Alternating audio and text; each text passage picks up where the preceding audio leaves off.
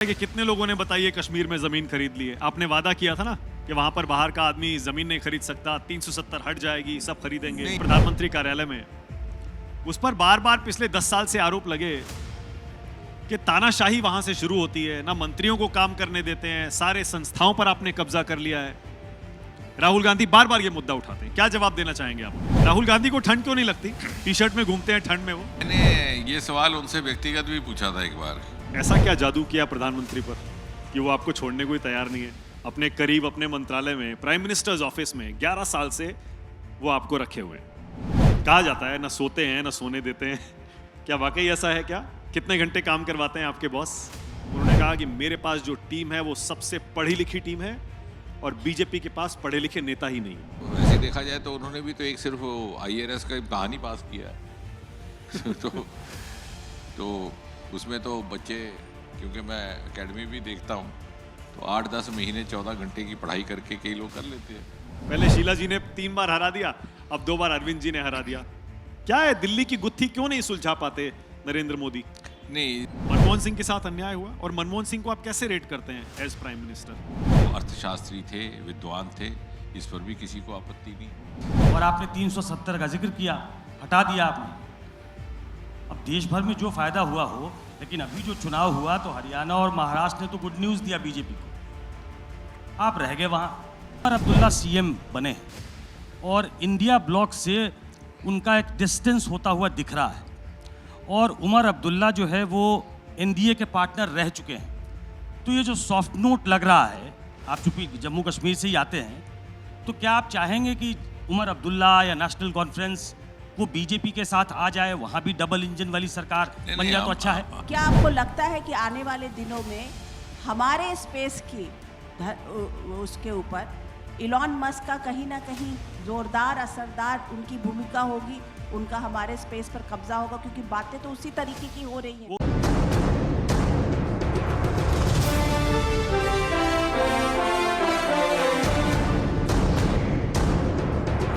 नमस्कार, आप देख रहे हैं न्यूज़ 24। मैं हूं मानक गुप्ता। मंथन में फिर से आपका स्वागत। और मंथन के इस सेशन में मेरे साथ बहुत ही खास मेहमान, नाम है doctor Jitendra Singh.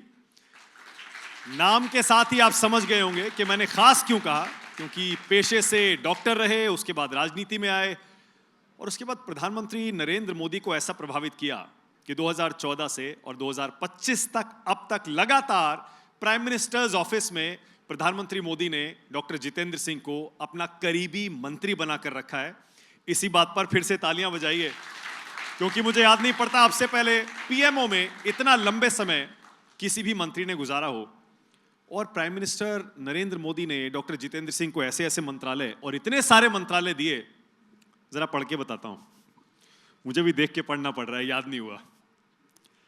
Prime minister's office में तो मंत्री हैं ही डॉक्टर जितेंद्र सिंह, फिर minister of science and technology, minister of earth sciences, personal, public grievances and pensions, department of atomic energy and department of space. इतने सारे मंत्रालय हैं। कुछ मंत्रालय के बारे में तो हमें समझ में भी नहीं आएगा, ऊपर से निकल जाएगा कि वहां काम क्या होता है। बहुत स्वागत है आपका मंथन में डॉक्टर जितेंद्र सिंह। बहुत बहुत स्वागत मानक जी, धन्यवाद। तो मैं यहीं से शुरू करता हूं कि आपने ऐसा क्या जादू किया प्रधानमंत्री पर कि वो आपको छोड़ने को ही तैयार नहीं है? अपने करीब अपने मंत्रालय में, प्राइम मिनिस्टर्स ऑफिस में 11 साल से वो आपको रखे हुए हैं। कोई ऐसा जादू नहीं है। एक तो आपका बहुत बहुत धन्यवाद, आपने इस कार्यक्रम का हिस्सा बनाया और इन सब से मिलने का, इनसे रूबरू होने का अवसर दिया। And I am deeply humbled by your question. ऐसा कोई जादू नहीं है, ये तो जिम्मेवारी निभाने वाला एक काम है। जो काम दिया जाएगा वो करते हैं। हम संगठन में भी करते थे, अभी प्रधानमंत्री जी देंगे तो वो भी कर रहे हैं। जितना यथाशक्ति, यथा योग्यता, यथा क्षमता अपनी जिम्मेवारी निभाने का एक बड़ा विनम्र सा प्रयास है। कैसा एक्सपीरियंस है 11 साल प्रधानमंत्री के साथ काम करने के बाद? क्योंकि कहा जाता है कि या तो नरेंद्र मोदी को लोग बहुत पसंद करते हैं या फिर बिल्कुल पसंद नहीं करते। आपने इतना करीबी से उनके साथ काम किया, आपकी क्या राय है उनके बारे में? क्या ऐसी खास बात है जो लोग नहीं जानते? मुझे लगता है कि अगर एक वाक्य में कहा जाए तो it's a great learning experience. तो उनके साथ रहने से ही, उनको देखने से ही व्यक्ति बहुत कुछ सीखता है। जिस प्रकार हर व्यक्ति के साथ किस तरह से पेश आना है, वो उनमें कला भी है, समझ भी है, और टेक्नोलॉजी के प्रति जो उनका एक नेचुरल टेम्पर है। चूँकि मैं विज्ञान और प्रौद्योगिकीकरण की भी जिम्मेवारी मेरे पास है, तो मुझे लगता है कि कोई ऐसा अवसर ना रहा होगा जब कोई उनके पास कोई प्रेजेंटेशन लेकर के जाए और वो बदले में उसको 2-4 और सुझाव दे करके वापस लौटाए। इतने वो अपडेटेड रहते हैं, और इसलिए मैंने कहा कि उनके साथ रहने में ही व्यक्ति बिना कुछ लिखे पढ़े सीख जाता है और सीखता रहता है। आजकल एक डिबेट चल रही है ना डॉक्टर जितेंद्र सिंह, हफ्ते में कितने घंटे काम करना चाहिए।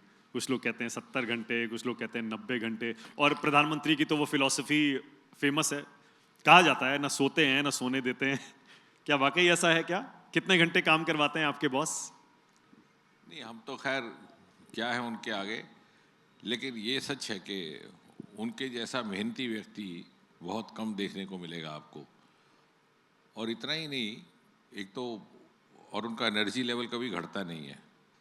अगर आप कभी उनके साथ 4 घंटे भी बैठ जाएं, 5 घंटे भी बैठ जाएं, तो वो कभी जमा ही नहीं लेंगे, कभी इस तरह से थकावट की एक भी उनके ऊपर चेहरे पर एक भी शिकन नहीं होगी। और फिर अडेप्टेबिलिटी उनकी, जो उनका प्रवास रहता है, यानी उदाहरण के तौर पर वो सुबह 10-12 हज़ार की ऊंचाई पर जाकर के लेह लद्दाख में सभा करके 2 घंटे में वापस लौट करके शाम को दिल्ली में 4 बजे बैठक भी ले लेते हैं, जहाँ के लोगों को पहुँच करके 1-2 दिन आराम करना पड़ता है, एक्लेमेटाइज होना पड़ता है। वो भी उनमें एक अद्भुत अडेप्टेबिलिटी है। और छुट्टी भी नहीं लेते, सुने 365 दिन लगातार काम करते हैं। नहीं, छुट्टी का तो खैर कॉन्सेप्ट नहीं है, और मेहनत भी करते हैं और ऊर्जा के साथ। ये नहीं है कि at the end of the day कई बार एग्जॉस्शन के कारण व्यक्ति की कंसंट्रेशन कम हो जाती है, ऐसा भी नहीं रहता। कड़क बॉस है क्या? डांट भी देते हैं क्या? नहीं, डांट नहीं, but he is a great resource person. मैं तो हमेशा ये कहता हूँ कि प्रधानमंत्री के साथ साथ रिसोर्स पर्सन है। आप इन बच्चों को ही ले लीजिए, कोई बच्चा अपने ही सब्जेक्ट में जितनी बड़ी तैयारी करके आप बच्चे पाठ पढ़ करके जाओगे और अपना सुनाओगे, तो वो बदले में आपको 2 चीज़ें और ऐड करेंगे, आपकी वैल्यू एडिशन।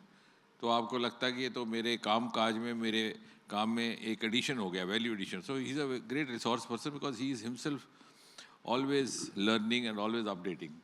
विषय कोई हो, सब्जेक्ट कोई हो, क्षेत्र कोई हो।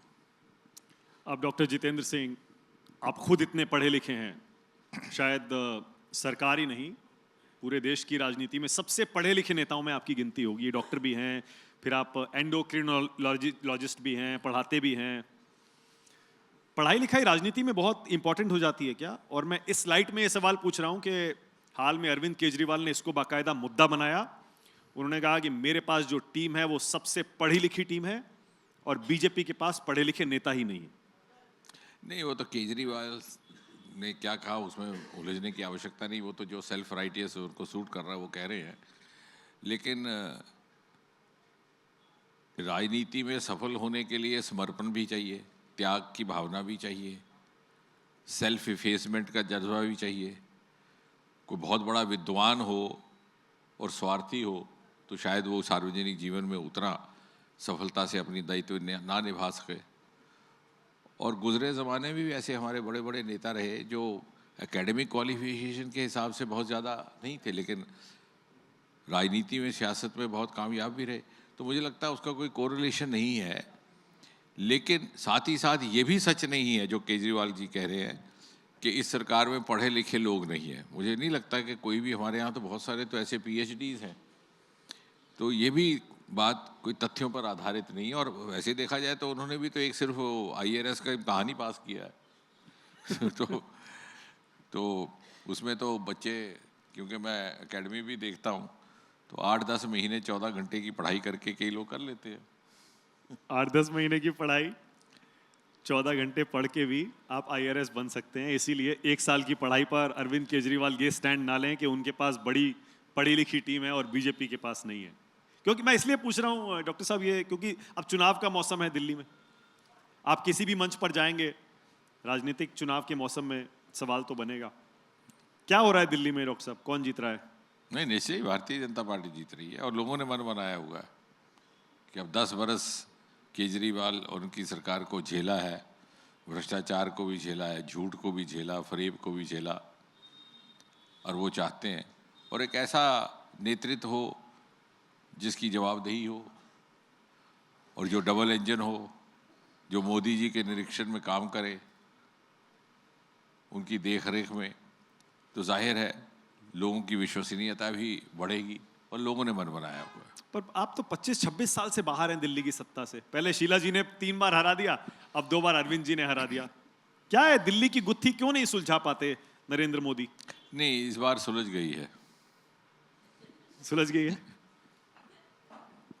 क्या दावा है आपका, क्या फीडबैक ग्राउंड से आपको मिल रहा है? नहीं, मुझे लग रहा है कि 8 तारीख को सारा जाहिर हो जाएगा, कोई ऐसी बात नहीं है। लोग भी इस समय समझ चुके हैं और मोदी जी के आने के बाद जिस प्रकार से एक विकास की तीव्र गति सारे देश में देखने को मिली और विशेषकर युवाओं के लिए जो अनेकों नए अवसर, नए मौके जो पहले कभी उपलब्ध ना थे।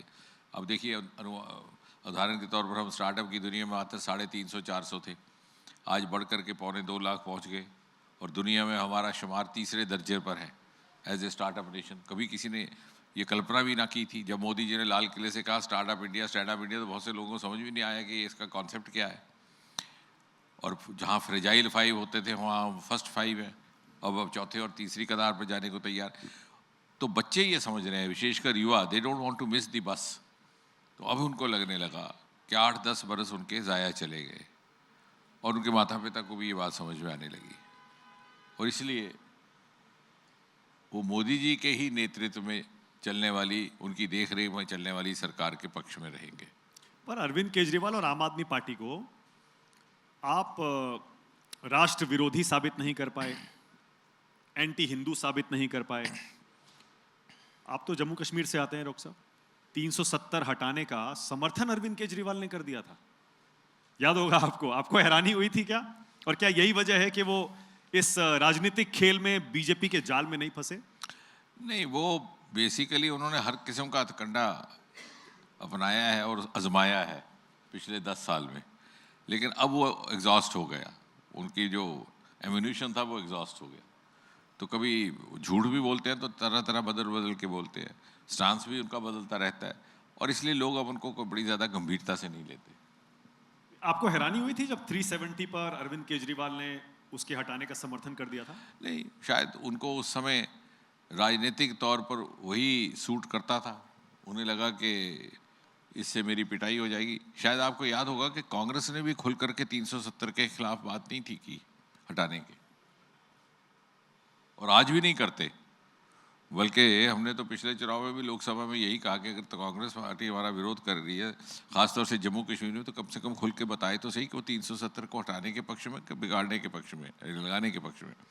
तो वो भी कभी बाहर जाहिर नहीं करते, just for the sake of opposition वो खुल के कह नहीं पाते। वो ज़बान लड़खड़ाती है कहते हुए कि जो काम मोदी जी ने किया या भारतीय जनता पार्टी ने किया वो सराहनीय है, लेकिन उनको ये भी मालूम है अगर ये कह दें कि 370 दोबारा लगा दिया जाए। हमने तो ये भी चुनौती दी थी कि कांग्रेस एक बार कह दे कि दोबारा 370 हम लगा देंगे अगर हम सत्ता में आए, तो किसी ने नहीं कहा। और वही बात यहाँ पे भी है, क्योंकि लोगों की भावनाओं के प्रतिकूल चलना भी उनको समझ में आता है कि उसका क्या अंजाम हो सकता है। पर आपका जो हिंदुत्व का प्लैंक है, आपकी स्ट्रॉन्ग पिच जिसे सब मानते हैं और है भी, उस पर भी अरविंद केजरीवाल ने खूब चौके छक्के लगाए हैं। डॉक्टर साहब, मान लीजिए चाहे बुजुर्गों को तीर्थ यात्रा कराना हो, ग्रंथियों को अब सैलरी देने का वादा हो, तो आप खुद राम मंदिर होके आए हैं अरविंद केजरीवाल, उनकी पूरी टीम। नहीं, मुझे लग रहा है लोग ये भी समझ रहे हैं कि हमारे और उनके बीच में ये अंतर है कि हमारे लिए एक आस्था का विषय है। It happens naturally to us. जब सत्ता में नहीं थे तब भी था, जब हैं तब भी है। हमारे लिए एक विरासत भी है, एक रिवायत भी है, एक परंपरा भी, एक लेगेसी भी है। ये ऐसा नहीं है कि जैसे कांग्रेस वाले भी करते हैं, राहुल जी भी करते हैं, जब कांग्रेस का जब इलेक्शन का समय आता है तो 5-5 मंदिरों में घूमते हैं, चुनावी हिंदू। तो हमारे यहाँ ऐसा नहीं है। हमारा एक जीवन शैली का ये हिस्सा है और हमारी एक जीवन संस्कृति का ये हिस्सा है और वो वैसे ही बना रहता है। उसमें एक तरह की निरंतरता है और लोग भी सच और झूठ और पाखंड और सत्य को परखने में, उसमें अंतर निकालने में आजकल समर्थ हो गए हैं। एक और मुद्दा आजकल बहुत ही गर्म है इस चुनाव को देखते हुए डॉक्टर साहब, वो ये कि अरविंद केजरीवाल की आम आदमी पार्टी जब बनी थी तब दिल्ली की शीला दीक्षित सरकार और केंद्र की मनमोहन सरकार को उन्होंने भ्रष्ट बताया, अन्ना आंदोलन हुआ, दोनों सरकारें चली गई। लेकिन दोनों ही नेताओं और उस समय की दोनों सरकारों पर अरविंद केजरीवाल और आम आदमी पार्टी ने अब एक तरह से अपना रुख बदल लिया है। आप भी मानते हैं शीला जी के साथ, मनमोहन सिंह के साथ अन्याय हुआ था जो अरविंद केजरीवाल ने किया, आम आदमी पार्टी ने किया? अब आपने उस आंदोलन का उल्लेख किया है तो मुझे लग रहा है कि सबसे बेहतरीन उत्तर देने वाला कोई व्यक्ति है तो वह है अन्ना हजारे जी।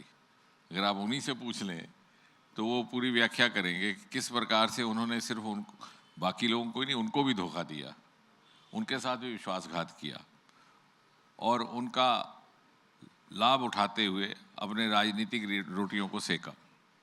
तो मुझे लगता है कि उन्होंने जो कहा है, अन्ना हजारे जो उनके तथाकथित गुरु थे उस समय के, उसके बाद और कुछ कहने की आवश्यकता भी नहीं रही। ओके, मनमोहन सिंह के साथ अन्याय हुआ और मनमोहन सिंह को आप कैसे रेट करते हैं एज प्राइम मिनिस्टर? बहुत आरोप उन पर भी लगे, लेकिन जाते जाते अब ऐसा लगता है कि बहुत सारे लोगों ने उनके बारे में अपनी राय बदल ली है। नहीं, वो तो जो उनके 10 वर्ष के कार्यकाल में जिस प्रकार से सत्ता का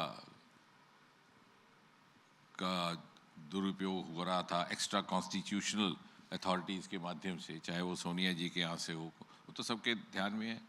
हाँ, वो अर्थशास्त्री थे, विद्वान थे, इस पर भी किसी को आपत्ति नहीं, एक अच्छे इंसान भी थे और इसलिए उनकी इज्जत भी की जाती है। लेकिन यूपीए के कार्यकाल में जो हुआ वो शायद लोकतांत्रिक मूल्यों के अनुकूल ना था और लोगों ने भी इस बात को समझा। अब आप न्यूक्लियर डील का मसला ले लीजिए। 2008 में उन्होंने अपनी सरकार दांव पर लगा दी अमेरिका से न्यूक्लियर डील करने के लिए, और वो आपके मंत्रालय में भी आता है। आप खुद एक टेक्स सेवी मंत्री हैं। आपको लगता है न्यूक्लियर डील पर मनमोहन सिंह की तारीफ होनी चाहिए? उन्होंने राजनीतिक कोई वजह नहीं देखी और वो डील करवा दी। नहीं, जैसे कि मोदी जी ने भी अक्सर ये कहा है कि हम ये नहीं कहते कि जो मोदी जी से पहले के प्रधानमंत्री हुए कि उन्होंने कुछ नहीं किया, ऐसा भी नहीं है। लेकिन जो बदलाव आया है वो सबके सामने है। आज का युग तर्क आधारित युग है, तर्क, तथ्य और तुलना और आंकड़ों से बात होती है। अब कभी ना कभी तो ये विश्लेषण करना पड़ेगा, कोई करेगा कि जैसे मैंने कहा कि क्या कारण था कि 2014 में फ्रजाइल 5 था, आज ये फर्स्ट 5 है। क्या कारण था कि ग्लोबल इनोवेशन इंडेक्स में, चूँकि सारे युवा बैठे हैं, हम 81 नंबर पर थे, आज हम बढ़ कर के 41 की छलांग लगा करके हम 40 पर आए और अब 39 पे पहुँच गए। अब क्या कारण था कि बायोटेक स्टार्टअप्स हमारे यहाँ केवल 50 हुआ करते 2014 में, कहने में भी शर्म आती है, आज बढ़ कर के 9000 हो गए और इंडिया पैसिफिक में हम बायो मैन्युफैक्चरिंग में तीसरे दर्जे में और दुनिया भर में 12 में से 1। तो कहने का तात्पर्य ये कि ये जो उड़ान हुई है यकदम, अब आप अंतरिक्ष की बात करते हैं तो कुछ साल पहले तक हमारे यहाँ सिर्फ सिंगल डिजिट स्टार्टअप हुआ करता था और हमारे बच्चे इतने प्रतिभाशाली थे। हमारा त्रिवेंद्रम में स्पेस टेक्नोलॉजी का इंस्टीट्यूट है, 100% प्लेसमेंट हुआ करती थी और 60-70% बच्चे नासा चले जाया करते थे। आज वही बच्चे यहाँ पर अपना रोज़गार का माध्यम ढूंढ रहे हैं और स्टार्टअप्स की संख्या भी वहाँ 300 तक जा पहुँची। तो ये जो बदलाव आया है, ये अगर आप इंफ्रास्ट्रक्चर में देखें तो जहाँ पर मात्र 70-75 हवाई अड्डे हुआ करते थे, आज बढ़ कर के दोगुने से अधिक संख्या हो गई। जहाँ PMGSY की सड़कों का काम वाजपेयी जी के समय में शुरू हुआ था, मध्यम पड़ गया था, अब उसमें 4 लाख से अधिक किलोमीटर का निर्माण अभी हुआ। पूर्वोत्तर को देख लीजिए तो मुझे लगता है कि 3-4 ऐसे राज्य थे, मेघालय, अरुणाचल प्रदेश इत्यादि, जहाँ लोगों ने कभी रेलगाड़ी के दर्शन नहीं किए थे, आज वहाँ पर रेलगाड़ी चलती है। जिस तरह से आपकी राजधानी चलती है वैसे वो ईटानगर से अरुणाचल एक्सप्रेस चलती है। और इससे ना केवल इंफ्रास्ट्रक्चर और सेक्टोरल विकास की मैं बात कर रहा हूँ, जो वर्ग अलग थलग पड़ गए थे वो भी एक डोर में बांधने का काम मोदी जी ने किया। आप ही को समझना, आपने रिपोर्ट भी किया, पूर्वोत्तर के बच्चे यहाँ आते थे तो कितनी कई बार बड़ी दुश्वारियों का सामना करते थे, उनके साथ कई बार उन्हें लगता था कि सही व्यवहार नहीं हो रहा। कितने तो पुलिस रिपोर्ट्स भी दर्ज हुई थी और वो बच्चे यहाँ आने में संकोच करते थे, दिल्ली राजधानी में भी नहीं आते थे। 2014 तक ही हमने देखा, हम सब ने देखा। हर रोज़ अखबारों में भी आता था। आज वही बच्चे, आप किसी भी हवाई जहाज़ में बैठ जाए, दक्कन हैदराबाद में चले जाए, पश्चिम मुंबई में चले जाए, दूर भुवनेश्वर में चले जाए, श्रीनगर कश्मीर में चले जाए, क्रू में आपको नॉर्थ ईस्ट के बच्चे बच्चियां नागालैंड और मणिपुर के मिलेंगे, होटल इंडस्ट्री में मिलेंगे। तो जो मुख्य धारा में एक डोर में बांधने का काम हुआ वो भी अभी हुआ, वो क्यों ना हो पाया 2014 से पहले। तो ये बातें जो हैं, ये जो बदलाव है, क्योंकि ये तुलना किए बगैर नहीं समझ में आएगा, ये अभी आया है। और मुझे लगता है कि मोदी जी का एक बहुत बड़ा करिश्मा ये रहा है कि एक डोर में सबको बांधने का काम मोदी नाम करता है, चाहे पूर्व हो, पश्चिम हो, उत्तर हो, दक्षिण हो, पूर्व उत्तर हो। और जब मैं पहली बार मुझे वहाँ का प्रभार मिला तो मैं 2015 में हमने मेघालय में मोदी जी की एक सभा मांग ली, और मेघालय में सरकार भी दूसरी पार्टी की थी, और वहाँ का जो पॉपुलेशन कॉम्पोजिशन था वो भी कोई बहुत ज़्यादा हमारे साथ जुड़ा हुआ नहीं था। तो मुझे बहुत सारे लोगों ने कहा कि ये सभा होगी तो आप कहाँ से लोग लाएंगे। तो बहुतों ने कहा कि आप वाहनों का इंतजाम करिए, साथ वाली प्रदेशों से लाने होंगे, कि आखिर मोदी जी इतने बड़े व्यक्ति को आपने आमंत्रित कर दिया। लेकिन आप यकीन नहीं करेंगे, अगर पिछले कहीं विजुअल्स मिले तो देखने लायक हैं। जब मोदी जी वहाँ उतरे हवाई अड्डे से और वहाँ तक गए जहाँ उनको जाना था डेस्टिनेशन, रास्ते में छोटी छोटी क्रिश्चियन स्कूल्स की बच्चियाँ बड़े खूबसूरत से वो अपनी यूनिफॉर्म फ्रॉक्स पहन करके, हाथ पकड़ के, ह्यूमन चेन बना करके, चेहरे पर मोदी जी का तस्वीर लगा के उनका वेलकम कर रही हैं। यानी हर तरह के भेदभाव, धर्म, मजहब, वर्ग, विचारधारा से ऊपर उठ करके मोदी जी ने सबको एक डोर में बांधा है। और ये भी एक राष्ट्र के प्रति, राष्ट्र को एकजुट करने के प्रति एक बहुत बड़ा योगदान है उनका।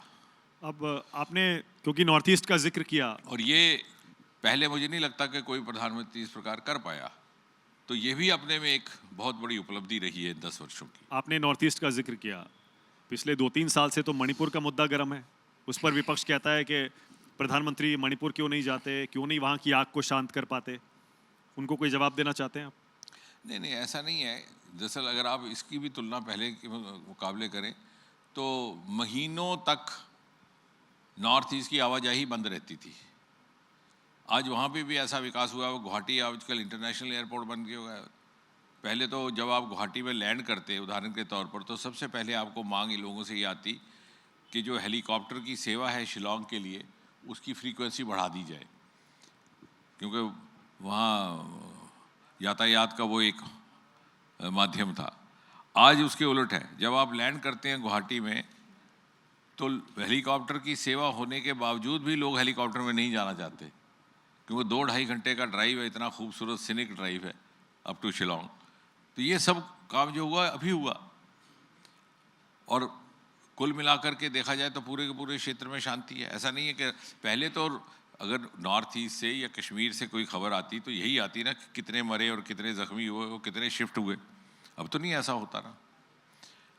अब बीच में अगर कहीं मणिपुर में कोई विषय आया है तो अलग बात है, लेकिन एक जनरलाइज पैटर्न के तहत जिस तरह से यहाँ पर एक हिंसा भी थी, एक तरह का इंसर्जेंसी भी थी, और एक ऐसा माहौल जिसमें कभी आपको लगता ही नहीं था कि सामान्य स्थिति हो भी सकती है, वो पूर्वोत्तर और जम्मू कश्मीर में, और रिपोर्टिंग भी उसी की होती थी।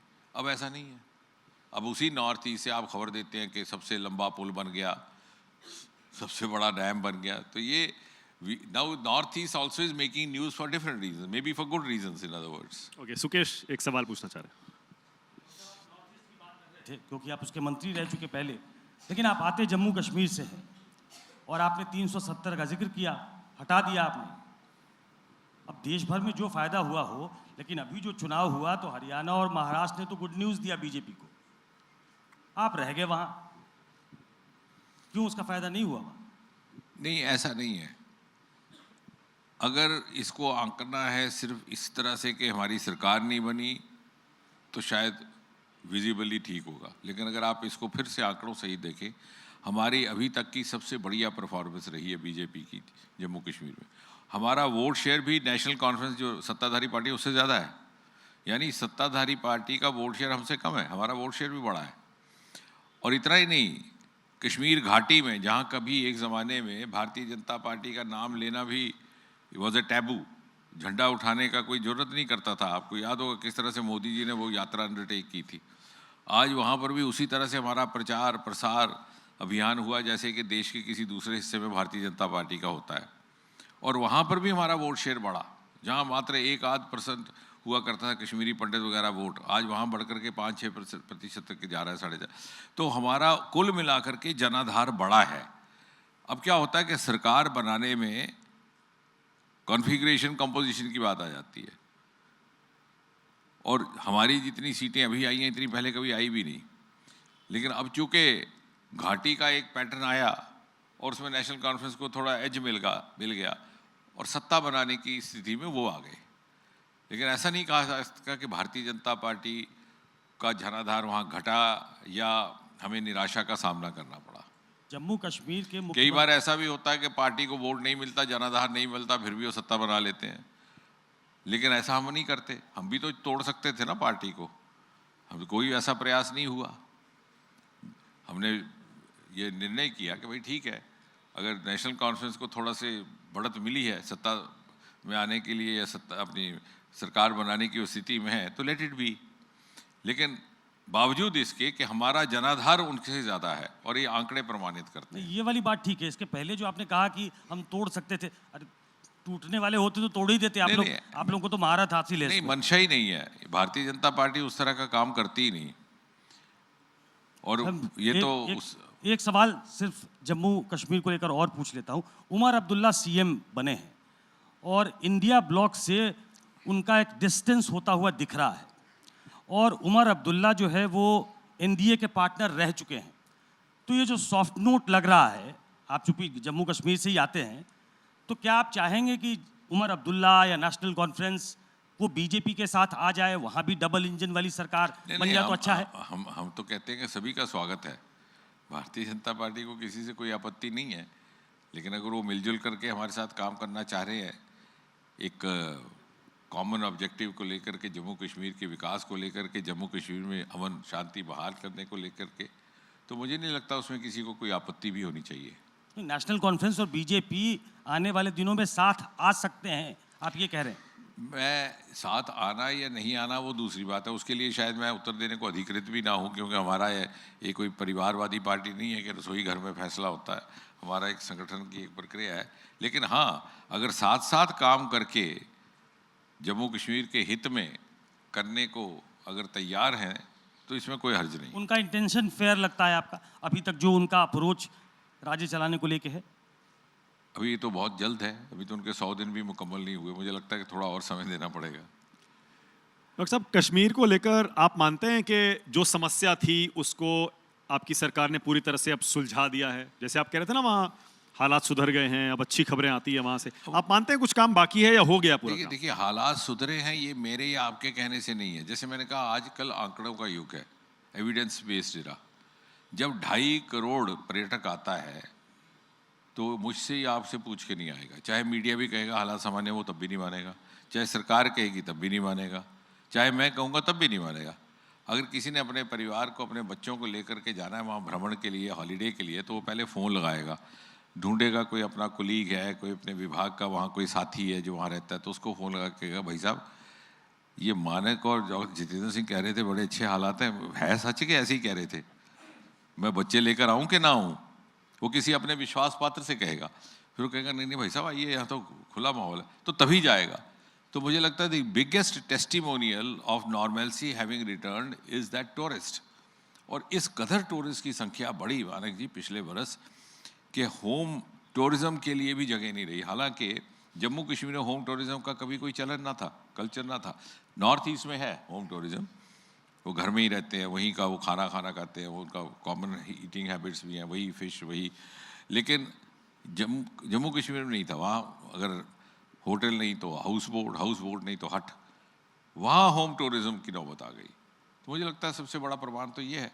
और हाँ, भारतीय जनता पार्टी ने जब 370 को हटाने का काम किया, ये सबसे बड़ा काम केवल इसलिए नहीं था कि जो जनहित के कानून वहाँ लागू नहीं होते थे वहाँ हो, ये इसलिए भी था कि सबको इक्विटेबल जस्टिस मिले, क्या अधिकार था हमें कि हम अपनी बेटियों को जायदाद से वर्जित कर दें, उनको वंचित कर दें अगर वो विवाह जम्मू कश्मीर से बाहर करें? मुझे नहीं लगता कि विश्व भर में कहीं ऐसा कानून है, लेकिन वहाँ था। और अगर आप किसी दूसरे देश में भी चले जाते हैं, आज देखिए अमेरिका की भी खबरें आ रही हैं, तो वहाँ पर भी कुछ सालों के बाद आपको ग्रीन कार्ड मिल जाता है, यहाँ आपको नागरिकता ही नहीं मिलती थी। एक तो ये हुआ, और दूसरा एक जो मानसिक दूरियां थी, जो मेंटल बैरियर्स के साथ वो स्पेशल स्टेटस, तो बाहर वाले लोग भी अलग नज़र से देखते थे, वहाँ वाले भी अलग से देखते थे। जो उनका मुख्य धारा से जुड़ने का काम था वो मानसिक तौर पर भी नहीं हो पा रहा था। पाकिस्तान को आपको लगता है कि अब ये सपना देखना छोड़ देना चाहिए कश्मीर का? उनको कुछ कहना चाहते हैं आज आप मंथन के इस मंच से? पाकिस्तान सपना नहीं देख रहा, बुनियादी तौर पर क्या उनकी मजबूरी है। किसी भी व्यक्ति को पाकिस्तान में, इस्लामाबाद में सत्ता में कायम रहने के लिए ये आलाप करते रहना होगा कि कश्मीर हमारा है, कश्मीर में हमला करेंगे। और उसके लिए उसने तरह तरह पहले कन्वेंशनल वॉल्स की, फिर इन्फिल्ट्रेशन की, फिर ज़ियाउल हक ने वो 1000 वुंड थियरी निकाली, फिर भुट्टो साहब ने अपने आगे चलाया, तो वो चलता रहा। क्योंकि अगर वहाँ चूँकि आर्मी का इतना कंट्रोल है, तो इसलिए उनकी ये मजबूरी रहती है कि वो कश्मीर का नाम लेते रहेंगे। हालांकि वो समझते हैं कि कश्मीर को मिल नहीं सकता, और कश्मीर वाले भी नहीं जाना चाहते वहाँ पे। मैं ये कह रहा था, सर्जिकल स्ट्राइक्स के बाद 370 हटाने के बाद अब तो उनको ये समझ आ जाना चाहिए ना? बिल्कुल, यकीनन आया है और अच्छी तरह समझते हैं, लेकिन फिर भी for public consumption, more so for the consumption of the army bosses, उनको कहते रहना पड़ता है। डॉक्टर साहब, एक सवाल और है जो आपकी पार्टी बार बार उठाती है। 2008 में मुंबई हमले के बाद आपको लगता है कि सर्जिकल स्ट्राइक उस समय की सरकार को कर देनी चाहिए थी, जो कि नहीं की गई, बहुत बड़ी गलती थी? निश्चय ही, और मोदी जी ने बहुत कुछ ऐसा किया है जो पहले की सरकारें नहीं करती थी, केवल सर्जिकल स्ट्राइक की दृष्टि से नहीं। अगर आप अंतरिक्ष की बात कर रहे थे, 60-70 वर्ष तक एक गोपनीयता के पर्दे में काम होता रहा, फॉर वट एवर रीज़न, और हार्डली एनी रीज़न। और हमारे पास कोई प्रतिभा की कमी ना थी, योग्यता की कमी ना थी, आंखों में सपने भी थे, दिल में मेहनत करने का मादा भी था। आपने वो चित्र देखे होंगे आर्काइव में कि विक्रम साराभाई अपना सामान बाईसाइकिल पर लेकर जाते थे, लेकिन साधनों का इतना अभाव था। क्योंकि जो अनुकूलता नीति निर्धारकों के स्तर से आनी है, जो राजनीतिक नेतृत्व की तरफ से जो अपेक्षा रहती है, वो नहीं हो रही थी पूरी। Modi has the capacity to break many taboos of the past. और स्पेस का उदाहरण इसलिए दे रहा हूँ कि 60-70 वर्ष में ये स्थिति आ गई थी कि सब समझौता कर बैठे कि ऐसे ही चलेगा। लेकिन जब उनके आगे बात रखी गई तो उन्होंने 4 वर्ष पहले उन्होंने खुली इजाज़त दे दी कि आप प्राइवेट सेक्टर को इन्वॉल्व करिए, और अब देखिए 4-5 वर्षों में क्वांटम जंप हुआ। इसी तरह हर क्षेत्र में गवर्नेंस की बात अभी आप कर रहे थे मेरे साथ, विभागों में जोड़ करके DOPT में एक कानून होता था। 26 मई 2014 को इस सरकार ने शपथ ग्रहण की। 3 महीने के भीतर वो ऐसा एक कानून था जिसे रद्द किया गया, जिसे मुझे लगता है कि जैसे कहते हैं फेमसली दी मिडनाइट फ्रीडम, वो मिडनाइट फ्रीडम पे ख़त्म हो जाना चाहिए था कि बच्चों को आप कहते थे कि गेस्टेड अफसर से अपने दस्तखत करवा के लाओ, वो भी किया। सो ये to break the taboos which have become irrelevant is one of the hallmarks of Modi style of functioning. और वो करके ये संदेश गया कि look here now, this is the government which has the capacity to trust the youth of this country. ये पहले क्यों नहीं हुआ? और वही रिफ्लेक्ट होता है डिफेंस सेक्टर में। आज वी आर डिफेंस एक्सपोर्टर्स।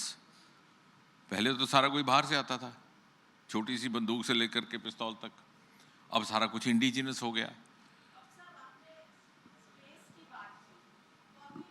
में सरकार बदली है और वहाँ पर एक सडनली बहुत ही out of blue Elon Musk जो है वो वहाँ के बहुत ही हावी हो गए हैं पॉलिसीज़ पे, सब कुछ पे। कहीं ना कहीं ये डर तो नहीं है कि इलॉन मस्क इंडिया के स्पेस को कैप्चर करेंगे, क्योंकि अमेरिका बहुत प्रभावी है आज की डेट में। अमेरिका का डंका बिल्कुल बज रहा है और इलॉन मस्क का डंका बज रहा है। तो क्या आपको लगता है कि आने वाले दिनों में हमारे स्पेस की उसके ऊपर इलॉन मस्क का कहीं ना कहीं जोरदार असरदार उनकी भूमिका होगी, उनका हमारे स्पेस पर कब्जा होगा? क्योंकि बातें तो उसी तरीके की हो रही हैं। वो स्टारलिंक की एप्लीकेशन भी होगी शायद सरकार के पास पड़ी है। कॉन्फ़िगरेशन तो कुछ 1.5 लाख सैटेलाइट, स्मॉल सैटेलाइट्स उन्होंने ऑलरेडी प्लेस किए हुए हैं। नहीं, जो आपका प्रश्न संवेदनशील भी है और इंटेलिजेंट भी है, बदकिस्मती से मैं इस स्थिति में नहीं हूँ कि इसका उत्तर दे सकूँ, कि ना मैं अधिकृत हूँ। मुझे लगता है कि विदेश मंत्रालय वाले इस पर ज़्यादा अधिक विस्तार से, स्पष्टता से और कॉन्फिडेंस के साथ उत्तर दे पाएंगे। लेकिन इसमें भी कोई दो राय नहीं कि आज हम स्पेस के क्षेत्र में भी किसी से कम नहीं है। भले ही उसके जियोपॉलिटिकल एंगल्स भी हों जिसकी तरफ आप इशारा कर रही हैं, उसमें भी हमने बहुत बढ़त की है, क्योंकि पहली बार हमने वही बेंचमार्क्स शायद फॉलो करने शुरू किए जो अमेरिका किया करता था। आज हमारे पास इतनी अच्छी एक पीपीपी मॉडल में स्पेस में काम हो रहा है कि बहुत सारे ऐसे पहलू हैं जिनमें हम उनसे आगे हैं, और जिसकी तरफ आप इशारा कर रही हैं तो उसमें भी सामर्थ्य हमारे में है। क्या वो संभव हो पाएगा डॉक्टर साहब, कभी वो सैटेलाइट से डायरेक्टली आपके मोबाइल फोन से कनेक्शन होगा, वो हो पाएगा? जी जी, एक हमारा सैटेलाइट अब लॉन्च भी होने जा रहा है अगले 1-2 महीने में, नासा के साथ कोलैबोरेट है। वो ज़्यादातर उसका यही रहेगा टास्क कि वो सैटेलाइट कम्युनिकेशन को एक्सप्लोर कर सके। तो आने वाले समय में इस तरह मेरा कहने का तात्पर्य है कि बहुत सारे पहलू ऐसे हैं कि हम बाकी कई क्षेत्रों में अब उनसे आगे बढ़ गए हैं। अब इसी से अनुमान लगा लीजिए कि हमारी इसरो की स्थापना सन 1969 में हुई थी। तब अमेरिका ने पहला मानव उतारा था चांद की धरती, नील आर्मस्ट्रांग, और हम अभी सिर्फ जन्म ले रहे थे। लेकिन आज हम सदर्न पोल पर पहुंचने वाले पहले हो गए, और इसलिए मुझे लगता है कि डिफेंस, सिक्योरिटी और जियोपॉलिटिकल क्षेत्रों में भी हम सक्षम रहेंगे।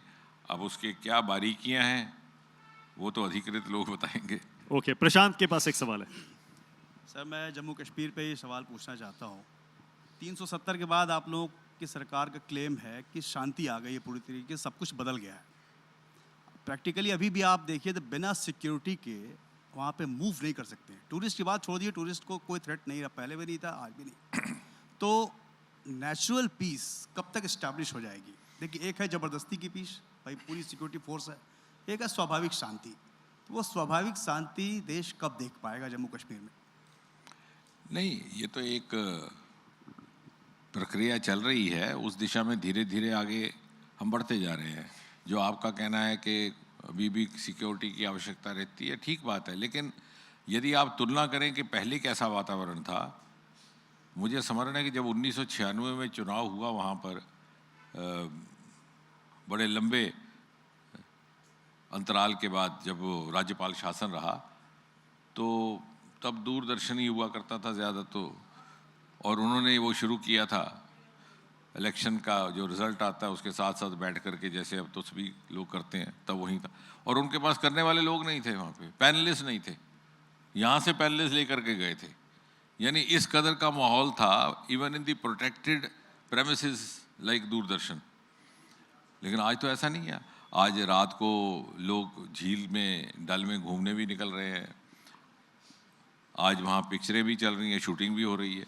तो ये सारा बदलाव आया है, और आपका कहना ठीक है, maybe we look for more, दिल मांगे मोर, वो भी होगा। हाँ, विपक्ष पूछ रहा है कि कितने लोगों ने बताइए कश्मीर में जमीन खरीद ली है। आपने वादा किया था ना कि वहां पर बाहर का आदमी जमीन नहीं खरीद सकता, 370 हट जाएगी, सब खरीदेंगे। नहीं, वो भी उनका दावा गलत है, क्योंकि बहुत सारे बाहर से इंडस्ट्री लगाने वाले लोग वहाँ आए हुए हैं, और वो जाहिर है वो बाहर के ही हैं।